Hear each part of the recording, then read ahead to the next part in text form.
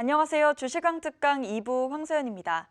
이번 주 우리 시장 코스피가 등락을 반복했는데요. FOMC 결과와 또 미국의 주요 빅테크 기업들의 실적 발표를 앞두고 관망 심리가 작용해서 최고가를 경신한 뒤 하락세를 보이기도 했습니다.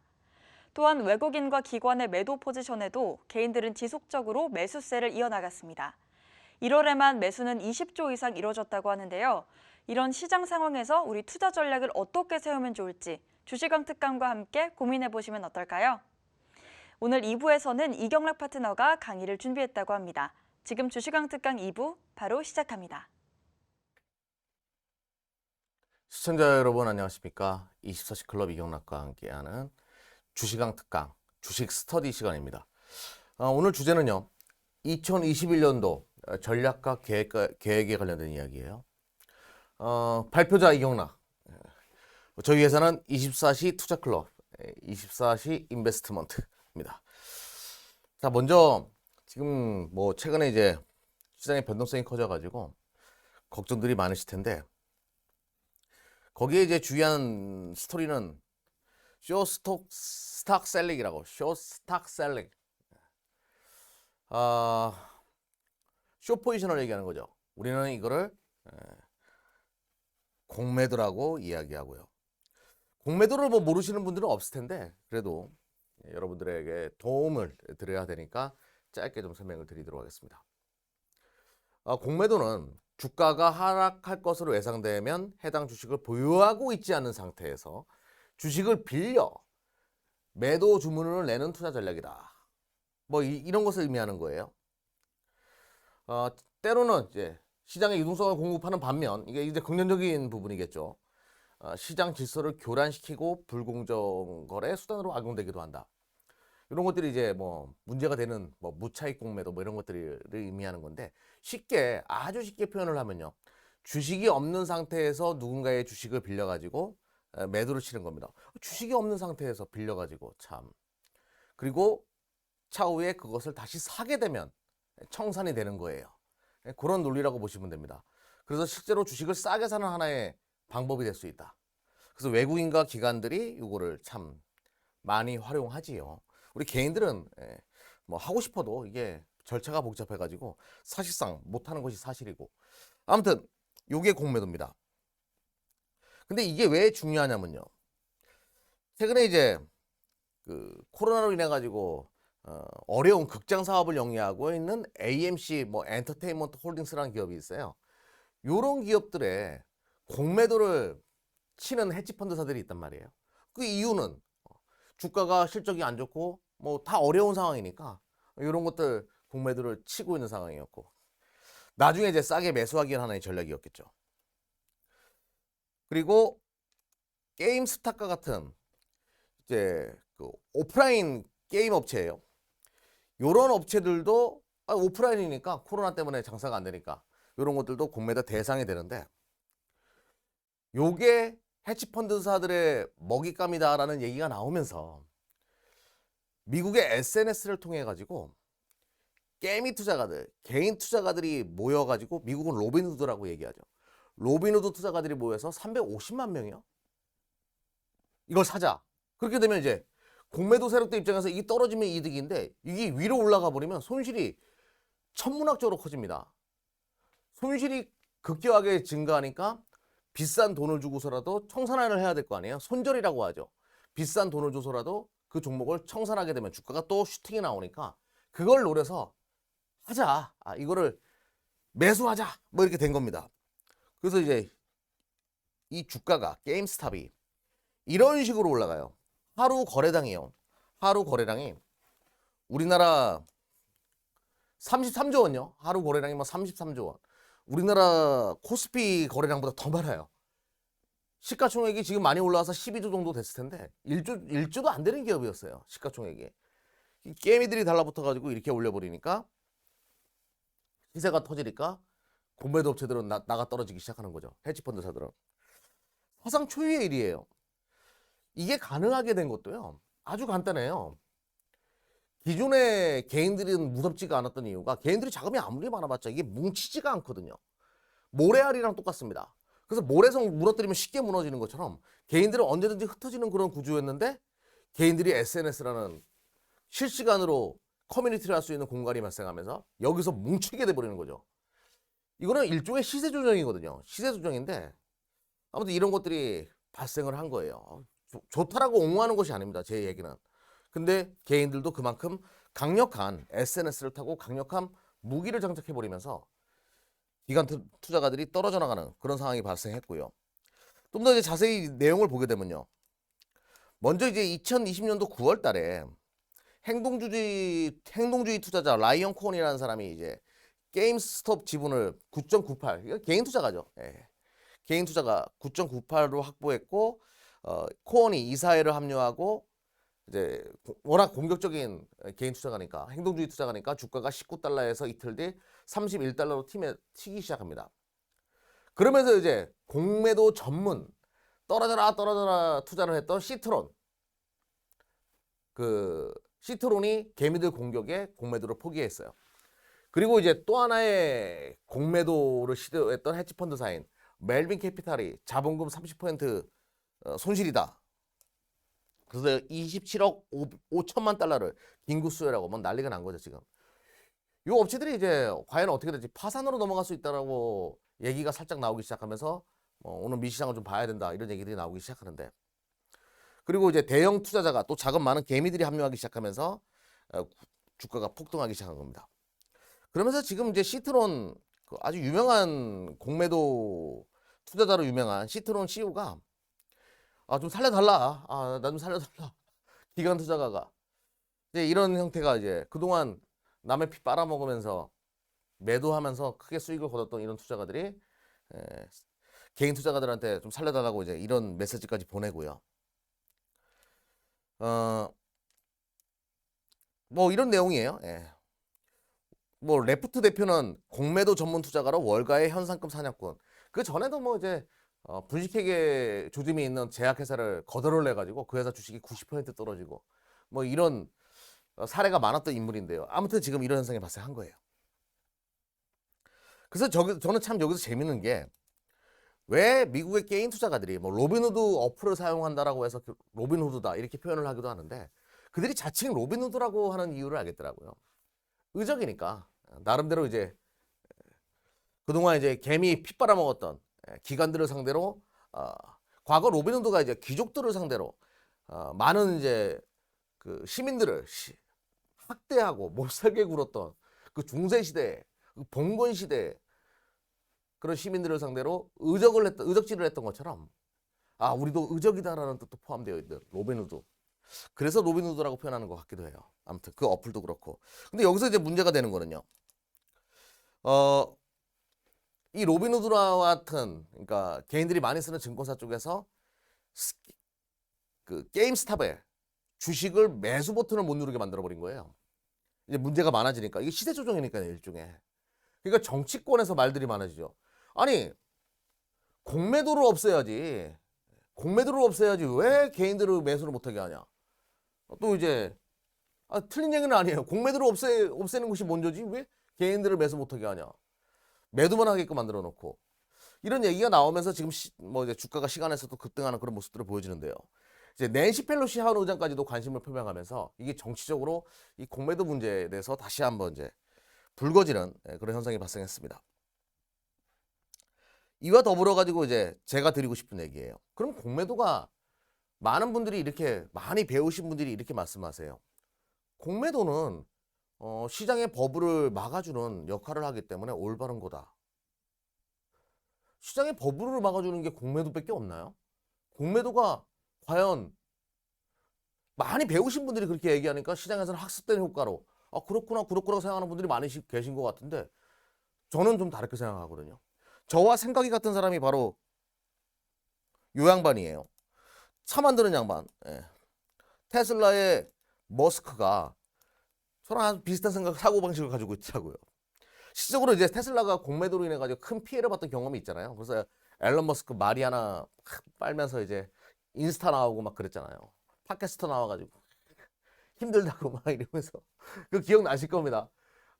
머스크가 한번 당해봤기 때문에 누구보다 잘 알 수 있죠. 공매도는 사기다라고 했어요. 그리고 게임스톱 주식거래 중단 조치에 대해서 좋아요 누르고 막 그랬죠, 어젯밤에. 그러면 앨런 머스크가 왜 공매도는 사기다라고 하는지 그 본질적인 부분 한번 넘어가 보자고요. 집이 없으면 팔 수 없고요. 차가 없어도 팔 수 없어요. 아니 뭐 내가 있어야지 팔 거 아니에요. 근데 주식은 없어도 팔 수 있다. 공매도는 사기다라고 얘기했어요. 맞아요. 이게 본질적으로 문제인 거예요. 본질적으로. 아, 내가 주식이 없는데 이걸 왜 팔 수 있냐 이거죠. 주식은 한정되어 있는 상품이고, 만약에 1000만 주를 그 기업이 찍었습니다. 그러면 내가 1000만 주에 있어가지고 내가 산 물량, 그 1000만 주가 유통되는 거고. 근데 그만큼 누가 또 빌려가지고 팔 수 있다라고 하면 언제든지 주가를 내리칠 수 있는 요소고요. 시장 논리가 아니잖아요. 아니 뭐가 있어야지 파는 건데. 아, 틀린 얘기가 아니에요. 이거는 분명히 이 부분은 공매도가 가지고 있는 허점이거든요. 잘못된 부분이고요. 그동안 그리고 이 잘못된 부분을 누가 주로 사용했습니까? 외국인과 기관들이 사용하다 보니까 개인들은 힘들 수밖에 없었던 거예요. 우리가 인정하자고요. 공매도가 뭐 완벽한 무슨 시장 버블을 막는 가장 완벽한 무슨 시스템인 것처럼 얘기하는 분들이 계시는데 이거는 사기예요. 사기를 완벽한 시스템이라고 할 수 없는 거죠. 그동안 외인과 더군다나 개인들은 하지도 못해.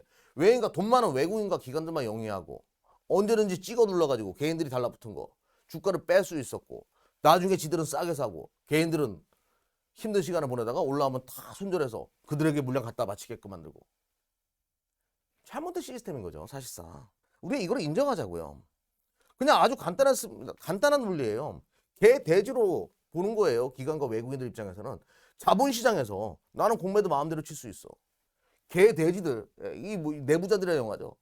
그렇게 취급 당했던 거죠. 우리가 그만큼 개인 투자가들이 이 싸움에서 이길 수 없는 구조였던 걸 우리가 인정하고 넘어가야 된다는 얘기예요.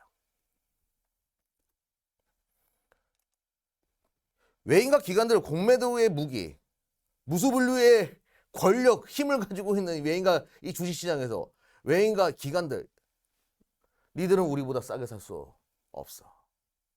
이런 논리로 공매도를 악용했던 것도 사실이고. 그러다 이번에 된통 당한 거죠. 개인들이, 모래성들이 이렇게 뭉쳤어? 그러면 여기서 우리가 요 사태를 통해서 그러면 이것 때문에 이제 뭐 주식시장이 크게 변동성이 발생한다? 뭐 헤지펀드사들이 파산돼 가지고 뭐 제2의 리먼 사태가 만들어진다? 그러기에는 규모 자체가 좀 작고요. 그리고 여기서 중요한 부분은 이 개인들이 또 최근에 은으로 들어가서 이제 한번 올립시다 이런 분위기가 또 SNS 내에서 퍼지고 있더라고 하더라고요. 그만해야 돼요. 너무 이런 거를 자주 이용해 가지고 본인의 이익을 위해서 이거는 시세 조정이기 때문에 미 정부도 이 부분에 대해서는 어느 정도 규제를 강화할 필요가 있겠죠. 공매도만 문제가 있는 것이 아니라 또 이걸 악용해 가지고 누군가가 이득을 얻기 위한 전략을 취한다? 이건 시세 조정이라는 걸 잊어서는 안 돼요. 미 정부가 이거는 빨리 나서 가지고 금융시장 안정화를 위해서라도 정리가 필요하다는 것을 강조드리면서 그러면 대한민국 정부는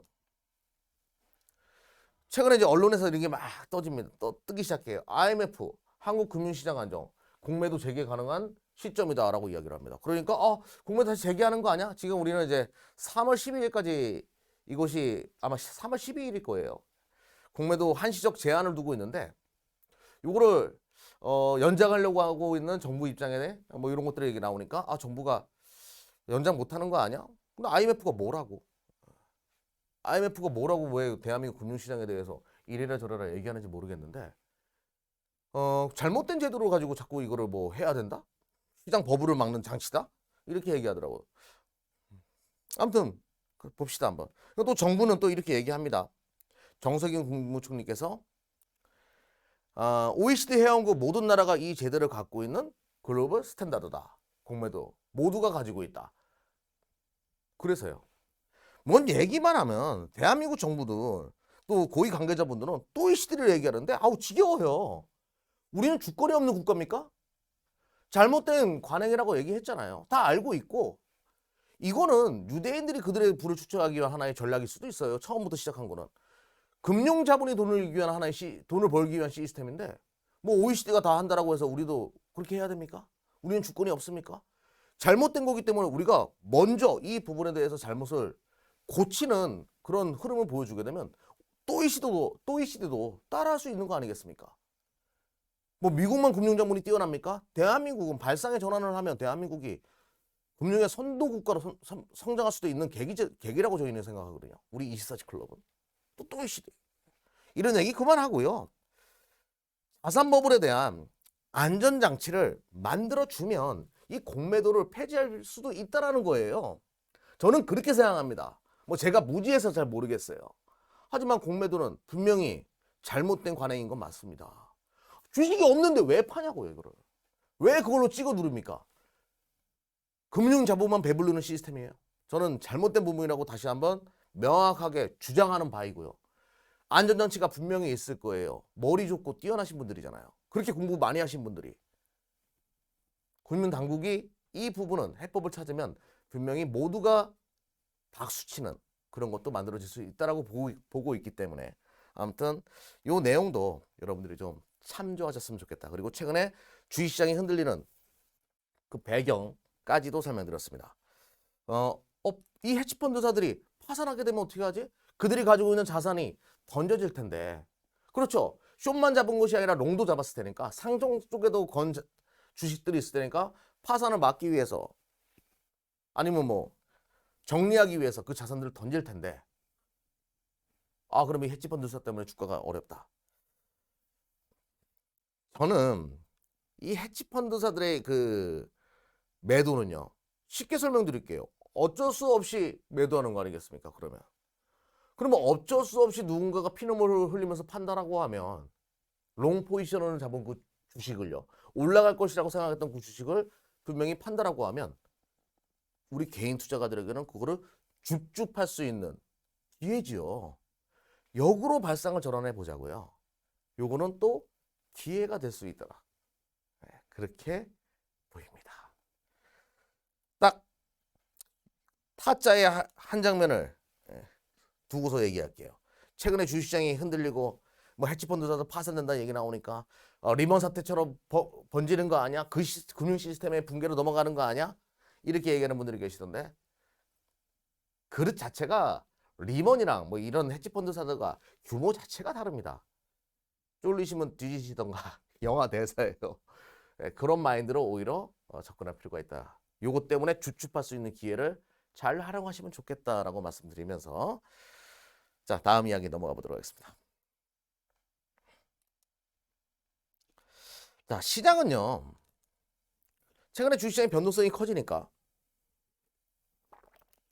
무슨 뭐 시장에 이상 지표가 발생했냐? 그렇지 않죠. 지금은 단순하게 수급 때문에 발생한 거죠.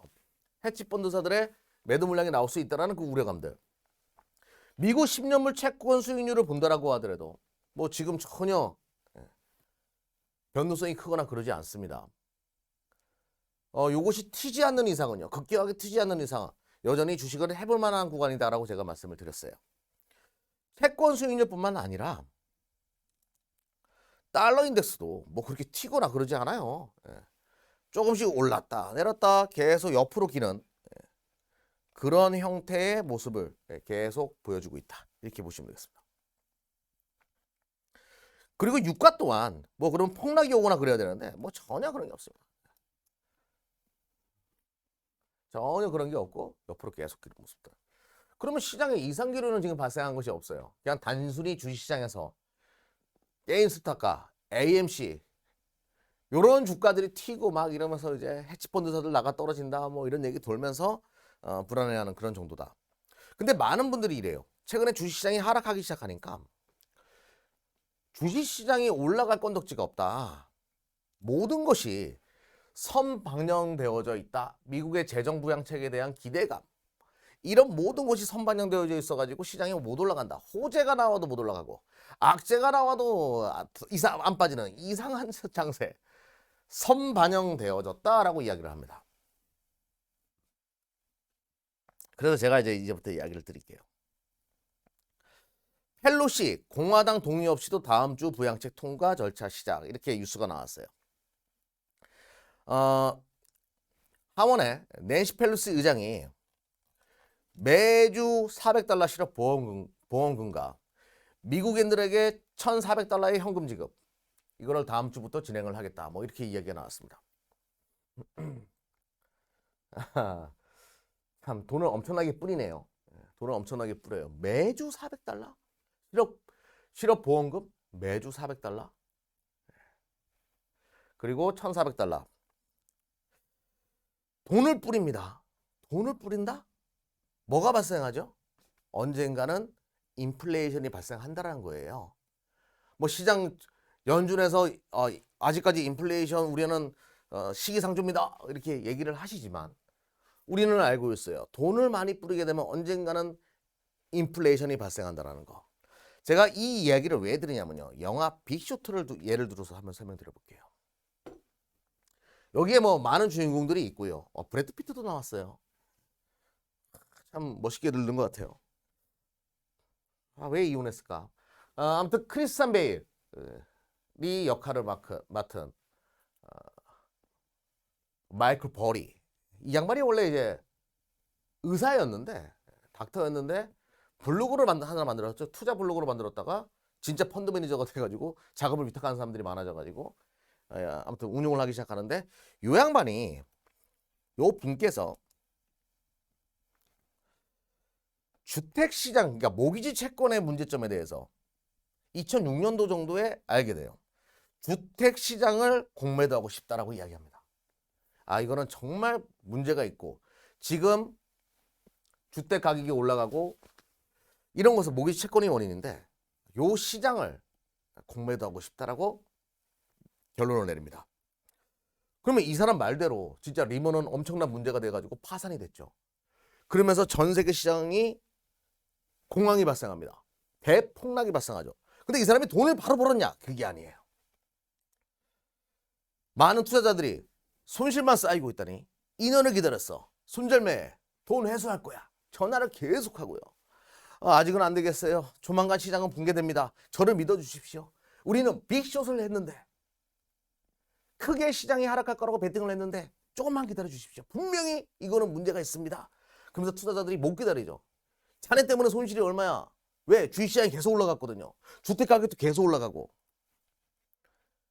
그래서 2년을 벌렁 누워가지고 힘들어가지고 직원들 다 떠나갑니다. 견디다가 포텐이 터지는 거죠. 주식시장이 붕괴되고 주택시장이 붕괴되기 시작하면서 천문학적인 돈을 벌어들입니다. 그런데 이 사람이 2년 동안 너무너무 고생했다는 것을 저는 이야기 드리고 싶은 거예요. 그러면 마이클 버리가 왜 2년 동안 힘든 시간을 보낼 수밖에 없었는가? 그거는 바로 요때거든요. 요때. 유가입니다. 요때 2006년, 7년 인플레이션이 발생합니다. 유가가 폭등하죠. 그러니까 당연히 주식시장, 대한민국 주식시장 그때 2,000포인트 넘어갔잖아요. 폭등하고. 주택가격, 미국의 주택가격 폭등합니다. 하방에다 걸어오는데 인플레이션이 발생하는 것을 간과했던 거예요. 그래요. 제가 여러분들에게 말씀드리고 싶은 요지는 바로 이겁니다. 자산버블. 자, 연준 돈 뿌려냈죠. 재정부양책도 미국 당국이 미 행정부가 바이든 행정부가 또 뽑아내기 시작합니다. 분명히 자산버블은 발생할 수밖에 없다는 얘기예요. 인플레이션 발생할 수밖에 없다는 거죠. 그러면 많은 분들이 요때 대공황 때처럼 오일 쇼크 때처럼 유가 가지고 버블이 일어날 것이다라고 베팅하는 분들이 계시는데 지금은 그때랑 지금은 다르죠. 이거는 이때 얘기고 1970년대 이때 모든 산업의 쌀이 기름이었을 때 얘기죠. 지금은 다르잖아. 21세기는. 기름을 대체할 수 있는 신재생 에너지도 너무 많고요. 자동차도 석유로 가는 게 아니에요. 지금은 2차 전지로 가는 시대로 넘어가고 있잖아요. 그러면 20세기의 산업의 쌀은 유가라는 것을 누구도 부인할 수 없어요. 근데 21세기 산업의 쌀은 유가라 그러면 지나가는 강아지가 웃지요. 21세기 산업의 쌀은 뭡니까 여러분들? 반도체예요. 반도체. 메모리 반도체건 비메모리 반도체건 칩이 있어야지 여러분들 스마트폰 없이 살 수 있어요? 데이터? 저는 스마트폰 없이 화장실도 못 가는 사람이야. 여러분들도 마찬가지잖아요. 필수 소비자잖아. 거기에 가장 중요한 게 칩이잖아요. 칩. 이 칩이 21세기 산업의 쌀이라고요. 데이터라고 이야기하잖아요. 데이터. 정보가 돈인 시대. 그런데 재미난 거 디램의 현재 가격을 보십시오. 너무너무 재미나지 않아요? 작년 12월 달에 월가의 뛰어난 애널리스트들 그리고 대한민국에 난다긴다 하는 애널리스트들은 2분기가 2021년도 2분기가 되면서 디램 가격은 폭등이 올 거라고 예언을 했어요. 그들은. 와, 그러면 디램 가격이 2분기도 터지니까 나 1월달 2021년도 1월달 정도 돼서 좀 사봐야지 많은 생각을 그런 사람들이 하다가 에라 디램이 작년 12월 달부터 치기 시작하네. 시기가 갑자기 빨라집니다. 왜 그랬을까요? 그러면 그들의 논리는 뭐예요? 그 애널리스트들의 논리는 이거였습니다. 서버양 수요가 내년 2021년도 2분기 때부터 살아납니다. 그러니까 디램도 수요 회복으로 인해서 2분기 때부터 칠 겁니다. 근데 왜 치냐고. 야, 난 이제 디램 가격 왜 이렇게 다들 못 맞춰? 철석같이 믿었다가 큰 코 다칠 뻔했네. 왜 작년 4분기 때부터 치기 시작했냐고요? 작년 4분기 때부터. 참, 밥만 먹고 분석하는데 그게 어렵나, 반도체 가격. 반도체는요, 이 반도체라는 것은요, 항상 새로운 게 뭔가 나왔을 때 터진다라고 얘기했잖아요. 그리고 위기 이후에 터집니다. 저는 지금까지 반도체를 보면서 왜 얘는 이 위기 이후에 터지지? 저도 이해가 안 가요. 왜 그럴까요? 왜 위기 이후에 터질까? 위기를 겪게 되면 시장은 각국의 정부는 유동성을 확대해요. 경기 침체를 막기 위해서. 그거예요. 반도체도 일종의 인플레이션의 한 대물이 된다. 이렇게 보시면 됩니다. 인플레이션의 한 요소가 된다. 이것도 우리가 알아야 되는 한 부분이거든요. 9.11 테러가 일어나고 나서 반도체 가격이 탁 쳤어요. 이제 슈퍼사이클이 만들어졌을 때 이거 왜 쳤을까요? PC형이요. 내가 패스, 네가 패스, 메가 패스. 저랑 닮은 에릭이 선전하는 거 있잖아요. 그러기 막 깔리면서 PC가 막 확대되기 시작했죠. 게임방 가면 리니지에 뮤에 스타크래프트 그 술래기 스타크래프트 정말 많이 했었네. 테란이거든요. 핵을 쏘면 얼마나 좋은지 아무튼. 그때 그 시죠. 3,000% 가네 또. PC의 혁명. 그리고 2009년 리먼 사태 이후에 또 한 번 칩니다. 또 한 번. 스티브 잡스. 스티브 잡스가 아이폰 3를 들고 나와서 이렇게 딱 들고서 스마트폰에 반도체가 쓰이기 시작하면서 디램 가격이 또 한 번 쳐요. 2012년, 13년 갤럭시 시리즈 그리고 2017, 18년도는 왜 쳤을까요? 그렇죠. 스마트폰 때문에 쳤는데 이것도 아주 재밌어요.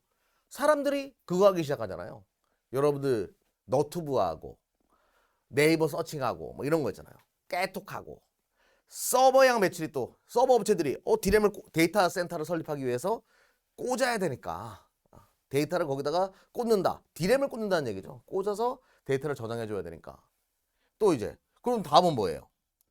이제 스마트폰도 교체 주기 맞물리고 PC는 모르겠어요. 서버 또 확립을 위해서 또 필요한 시기가 다가왔고 2021년도 여기에 자동차까지 지금 낀 거 아니에요. 새로운 또 수요처가 발생하니까 디램 가격이 치는데 12월 달부터 갑자기 먼저 치기 시작한 거죠. 그럼 12월 달부터 친 이유는 제가 자동차라고 말씀드렸잖아요. 뉴스 나왔어요. 반도체 값 20% 올린다. 많은 사람들이 이걸 비메모리 반도체만 생각하는데 아니에요. 메모리 반도체도 많이 쓰여요. 그 삼성은 근데 DDR4 라인을 DDR5로 바꾼다. 물량 부족을 더 자극시키고 있죠. 그 메모리 반도체 가격도 튀는 거죠. 비메모리만 튀는 게 아니라 메모리도 같이 튄다는 걸 여러분들이 꼭 기억을 하셔야 됩니다. 그리고 이것만 있냐? 애플 자체 설계 배터리 탑재 자율주행차 생산한다. 애플까지 뛰어들어요. 무슨 산업이 어떻게 큰 변화의 물결이 발생했을 때 제가 뭐라고 여러분들에게 말씀드려요? 여러분들이 분석할 필요가 없어요. 대기업의 머리 좋은 사람들이 어떻게 움직이는가.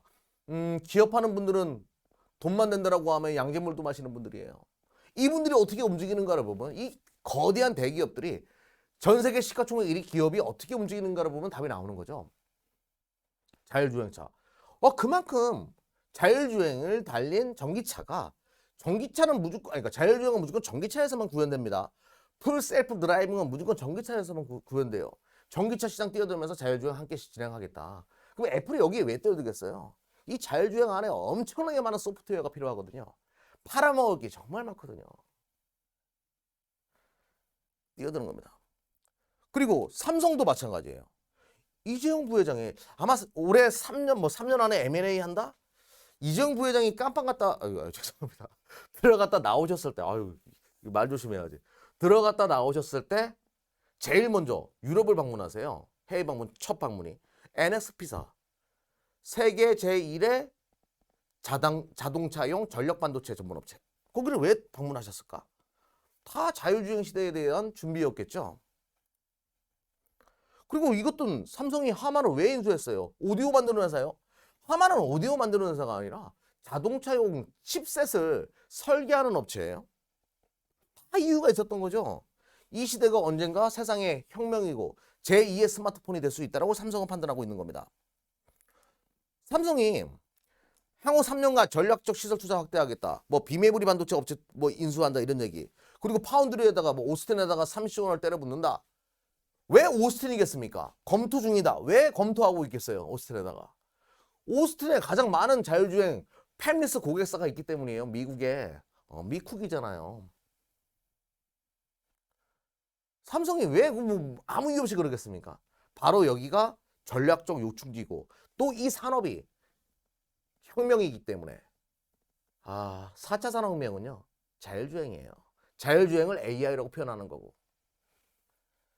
지금까지 여러분들 뭐 4차 산업혁명이다. 그게 혁명이었습니까? 뭐 애들 이름 가지고 장난치는 것도 아니고 진짜 혁명이 자율주행이죠. 차 안에서 여러분들은 엄청나게 많은 시간을 이제 보상받을 수 있는 거예요. 그 안에서 책도 읽고 보고서도 읽고 영화도 보고 운전도 자꾸 피곤해 치면서 명절날 저 운전 졌다고 하는 놈. 저 오늘도 어떤 아주머니께서 깜빡이 없이 끼어들다가 부딪힐 뻔해서 가지고 당신이 행복해지길 바래요라고 했죠. 욱할 때 당신이 행복해지길 바래요. 아무튼 그런 것으로부터 해방을 시켜주는 거죠.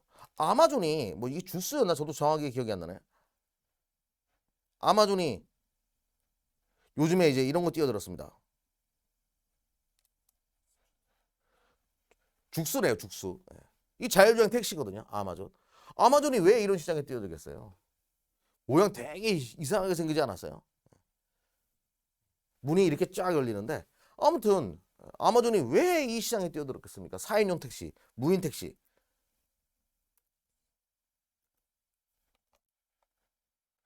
이런 거를 우리가 유추해봐야 된다는 거죠. 아무튼 결과론적으로 모든 업체들이 지금 이제 반도체뿐만 아니라 자율주행에 뛰어들므로 인해 가지고 우리가 몇 가지 유추해 볼 수 있는 건데 일단은 반도체 칩셋의 부족은 우리가 최근에 느끼고 있고요. 또 하나 배터리도 부족할 겁니다. 전기차에 들어가는 배터리. 모든 대기업들이 이제 이 자율주행 혁명 여기에 인프라는 전기차예요. 이 전기차 시장에 뛰어든다? 그러면 당연히 배터리가 부족할 수밖에 없죠. 실제적으로 전동공구에 납품되는 배터리 가격, 원통형 배터리가 나가고 있거든요. 원통형 배터리 가격이 올해 1월 달 들어와 가지고 30% 정도 올라갔다는 얘기가 돌아요. 업계에서. 전동공구 업체나 제 주변에 또 전기 바이크 그 베트남에서 생산하시는 분 계시거든요. 그분께서 배터리 가격이 올라갔다는 얘기를 저한테 살짝 보내주셨어요. 부담이 크다. 이게 몇 프로? 30%. 그러면 이거는 비단 전동공구뿐만 아니라 자동차 업체들로도 가격 인상이 불가피한 그런 흐름이 지금 예상된다는 거죠. 쇼티지가 발생했다. 이쪽도. 그러면 이쪽만 있냐? 아니죠. 반도체, 메모리 반도체, 비메모리 반도체. 그리고 전기차에 들어가는 배터리. 쇼티지 발생하고 있다. 또 있어요. 쇼티지의 대명사. MLCC. 반도체, 그러니까 스마트폰에 MLCC가 1000개가 들어간다고 하더라고요. 자동차에는 이 완벽하게 디지털로 바뀌는 자율주행차. 여기에는 MLCC가 얼마나 들어갈게요? 10,000개? 10,000개 이상 들어가겠죠. 엄청나게 많은 전류가 흐를 것이고 그 전류를 흘러주는 그 길목을 MLCC가 깔아주는 건데 얼마나 많이 들어가겠어요. 그 MLCC, 전장용 MLCC 세계시장 점유율 1위 무라타 주가가 이렇게 해서 올라가는 거잖아요. 이거 뭐 조정도 안 받아 이거는. MLCC도 부족하기 시작해요. 다 부족합니다. 이제 잘 생각을 해보자고요.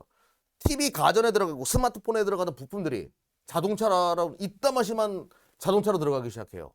그리고 이 자동차는 우리가 살면서 집을 제외하고 가장 비싸게 사는 IT 기기입니다. 이제는 IT 기기라고 해야죠. 전장 쪽으로 바뀌니까, 전기차로 바뀌니까. 거기에 들어가는 부속품들 정말 많아지기 시작하는 거죠. 버블은 과거에는 유가 가지고 버블을 만들어서 끌어올리는 그런 시대가 있었다라고 하면 지금은 IT 하드웨어 쪽에서 자동차의 전장은 절대 작은 변화가 아니에요. 엄청난 변화죠. IT 부속품들, 하드웨어의 부족을 가져올 거예요. 버블은 여기서 발생합니다. 언제? 올해요. 올해.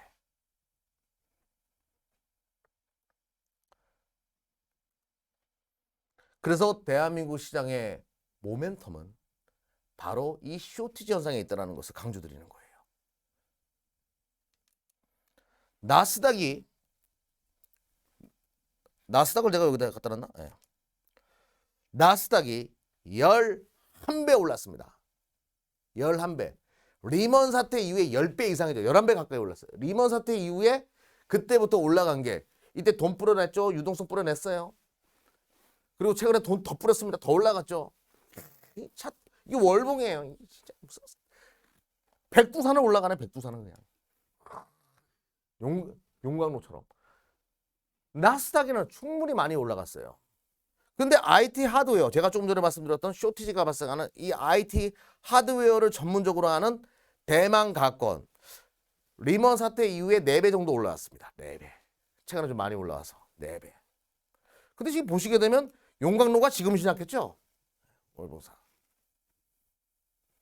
4배. 대한민국은 더 슬퍼요. 대한민국은 리먼 사태 이후에 지금 보게 되면 뭐 버블이다 그러는데 저는 이게 버블인지 모르겠어. 이게 3배 올랐어요. 10년 동안 3배 겨우. 이게 뭡니까 이게. 찔끔 올라온 거. 여기서 버블이라고요. 개인 투자가들 지금 뭐 시장에 참여하신 분들 늦은 거 아닙니다.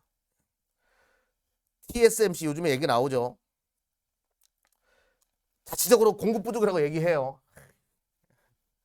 와, 대목이 왔어요. 대목이. 자동차 때문에. 얼마나 대만의 TSMC 비메모리 반도체 주문 많겠어요. 대목이 왔지. 공급 부족하다고. 조기 증산 어렵다. 이러면서 이제 가격 계속 올려치는 거예요. 이번에 또 15% 올렸대.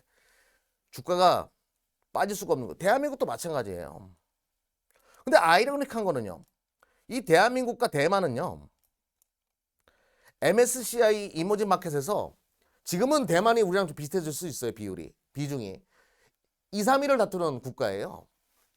그러면 선진국에서 어느 정도 자금이 빠져나와서 어디로 오겠어요? 이머징 마켓으로 들어온다는 얘기죠. 근데 나머지 이머징 마켓 업체 국가들은 막 성장성도 좋고 다 좋아요. 매력적일 거고. 근데 대한민국과 대만이 가장 못 가는 IT 하드웨어 쪽이기 때문에 또 쇼티지까지 발생하기 때문에 올해 가장 아름다운 불꽃을 보여주는 것은 나스닥도 아니고 S&P도 아니고 여러분들 미국 주식 많이 하시는데 이쪽 보십시오. 대한민국이랑 대만 이쪽 보십시오. 자, 그래서 쇼티지가 발생하는 걸 짧게 하나씩 정리하도록 하겠습니다. 메모리 반도체, 비메모리 반도체. 그리고 2차 전지 배터리 지금 쇼티지 발생하고 있다라고 말씀드렸습니다. MLCC, 무라타 비롯해가지고 대한민국 삼성전기, 사마콘덴서 이런 기업들. MLCC. 그리고 MLCC만 있는 게 아니에요. MLCC가 흘러주게 하려면 MLCC가 이렇게 딱딱 박아놓는 뭐가 필요해요? PCB. 이것도 부족할 거예요. 이것도. 자동차에 얼마나 많이 깔리겠어요?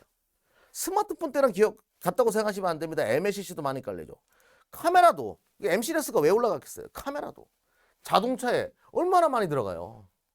자율주행이면 전기 다 엄청나게 많은 눈이 필요합니다. 센서가 필요하고. 요쪽만 쫙 보셔도 쇼트지 나오는 것들 발굴할 수가 있다. 그리고 이제 요것도 중요합니다. 그럼 시장이 왜 내가 쫄리면 뒤지시던가 라는 멘트를 날렸는지에 대한 부분이에요. 화이자 백신 이스라엘 접종서 92% 예방 효과 발휘. 효과가 있단 말이에요. 효과가 있어요. 백신 맞으면 괜찮아. 그냥 안 씁니다. 여러분들 돌아다닐 수 있어요. 이제 효과가 있어요. 이게 뭐가 중요하다고? 이 양반들 때문에 중요하죠.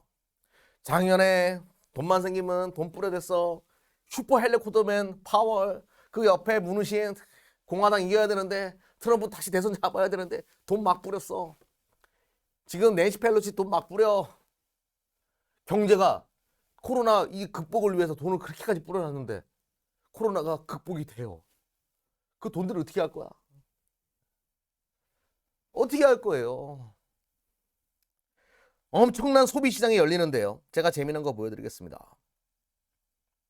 델타 에어라인. 지금 아직까지 비행기 뭐 다니기 그런데도 불구하고 코로나 악재인데도 불구하고 먼저 이 어려운 장에서도 고개를 탁 쳐들고 있습니다. 델타 에어라인. 항공주들요. 아메리칸 에어라인 이유 없어. 실적 개판이야. 근데 팍 떠요. 실적 발표하니까 알고 있었어. 기다렸어.